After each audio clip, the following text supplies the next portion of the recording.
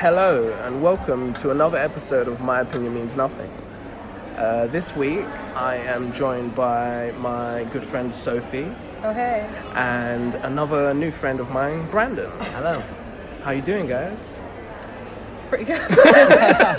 Yeah. I know we just had like a whole conversation before this. Like, we need to do this for the purpose of the podcast. Oh, we need to like regurgitate everything we just said. Everything witty and funny and clever. All the smart things. Yeah. It was a very short conversation. Yeah. So, how was your day, Brandon?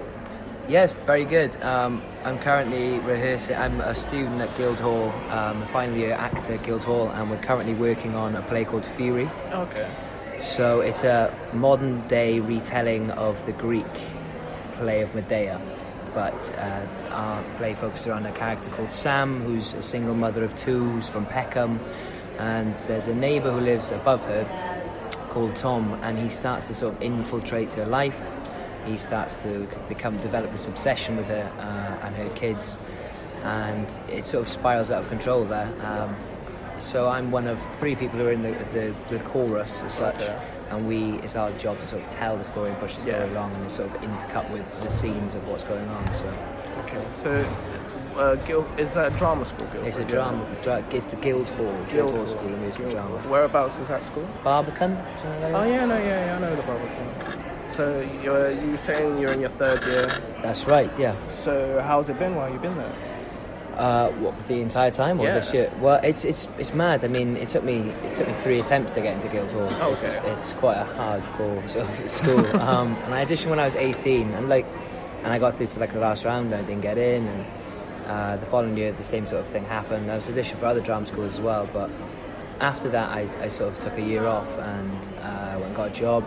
Like a proper job. I wasn't like waiting tables and stuff, but I went and I got a proper job, and I was a support worker for many years with special needs adults, and I worked with sort of like rehabilitating drug addicts at one point. Oh, okay, that's cool. What else did I do? I worked in kids. I worked in school with kids who were like on reports, or sort of naughty kids in inverted commas. And just gave them support and stuff like that. Yeah, I've just lived a bit of a colourful sort of career. Why was it that you chose that school out of all other drama schools? Because you said you took 3 attempts there. Yeah, well, I mean, the sort of ethos of Guildhall sort of really mirrors my own. It's a very sort of ensemble-based school, which I'm a massive fan of, because I mean, it's a hard enough industry already. Do you know what I mean? Without having to compete with the people in your class. It's true. And I think Guildhall really sort of offer that to their students and really sort of push for an ensemble. The thing is, that's one thing I always find kind of weird about acting, because they treat they in most drama schools, it kind of, you have that atmosphere that everyone in the room is your competition. Yeah. When really you should be looking at them as everyone in the room is possibly people that you could be working with in the future. Yeah, of course. Because anyone that it's a really fickle industry, the performing arts industry. If you fuck over someone, chances are someone else is going to find out down the pipeline about that fuck up. You're not probably going to work with this guy in the future. So it's like, you might as well be nice to everyone, you know? Yeah, of course. Have you seen that Jack Whitehall went to the same school as what's his name that does Twilight? Robert Pattinson? Yeah, they were in the same drama school. Really? There's all these bits of Jack Whitehall talking about like being in the same year as him. It's like, whenever we put a play on, like, obviously he's the star and I'm like tree number 4. Solid role. That's they both did well. Yeah, that's true. Yeah, it's mad. I think you're completely right. I think you should sort of utilise the people around you, because I mean, it's hard enough to get into a play or get your break. And I think in that time where you're unemployed and crying on the sofa binge watching Netflix, you could definitely write something with someone or collaborate on some project. Exactly. And that's where the real goal of it is, Collaboration, 100%. That's where I find I get most inspired from the collaboration, because it's like my ideas, but especially with writing, because I've just recently started writing a play. Okay, cool. So I'm writing it with a group of people I went to drama school with, and well, it was a group of people, now it's just two of us, but it's so much easier writing with another person than it is writing on my own. Like, because if I was writing on my own, I would like get to a point, I was like, shit, I'm at this writer's block point, and I don't know what to say now. But like with another person in the room, I could get to that writer's block, and I could just ask my other co-writer a question, and then she will come back with another question or an answer to that question that will spark another idea, and it's just the back and forth and the bouncing off ideas just creates better work than kind of just on your own sometimes. Definitely, I think it's important to write with people because they can drag stuff out of you that you didn't necessarily think about, or they completely see it from a different paradigm, and that is interesting then, because it's so easy to feel blinkered when you're writing and get into your own head so much that you don't know which way is up anymore. And it's always good to have that person with you that can sort of drag you back into the light. Definitely. So with my show, we usually talk about what's happening in the world. So I've gone through the news today, and I found like a few articles I found interesting, and there's a few things I wanted to talk about. I'll start with Jeff Bezos. Do you know Jeff Bezos is the CEO of Amazon? Yeah. So recently he's been in the news because he's getting divorced. Okay. And it's only the reason why it's main big news is because Jeff Bezos is the richest man in the world currently. He's worth like, I think it was 143 billion. What? That's not even real money. You know? I mean, you don't even get that much in a Monopoly board. You know what I mean? 143 billion. So, that's my point. Like, what are you ever gonna do Spend with that that on. money? You know what I mean? Like, you just have that to have that number. That is the only reason for having that money. Yeah. That's right. So, okay, so I was talking about this with Corey earlier. You can let me know how mad my opinion on this is. Right, please, go on, I'm interested. So imagine if we had like a cap on wealth, right? Where we said, okay, all of your kids can go to college, their kids can go to college, you can pay for all that, you've got a house in every continent, you can afford to do everything you want to do in the world 10 times over, right? Yeah. I don't know what the number is, but collectively we'd all agree on a number and say, that's too much money. Yeah, like you're never going to use this. And then anything that you earn over that amount just goes back into the system, right? Because at the moment, like that's the thing with all like that whole 1% thing is that they have it. It's not going back into the system. It's not moving anywhere. Like it's just that would be my answer to the problem. Would just be like, well, and I know people would cheat it, like how people cheat tax bans and stuff now. Oh yeah, I don't earn that much. Like hide it somewhere. But at least we'd have the premise. Anyway, you know, at least people would stop boasting about how much they earn because you couldn't. If you said you had more, they'd be like, the IRS would be after you. Yeah, exactly. Like at least we'd take that platform away. Yeah, of course. I don't know. Like I said, don't know what the number is, but that's my imaginary way of dealing with it. I absolutely love that. It would be a great idea. Because if their company does own it over, like it can just be funneled back into creating more jobs and shit. But I mean, also the amount of work that he's doing on society at the moment. We've got like homelessness through the roof. We've got like children's charities. We've got so much that needs money throwing at it. And investing it into for the greater good. Yeah. And what is that money doing in their bank account? One of my favourite lyrics. I'm massive into music.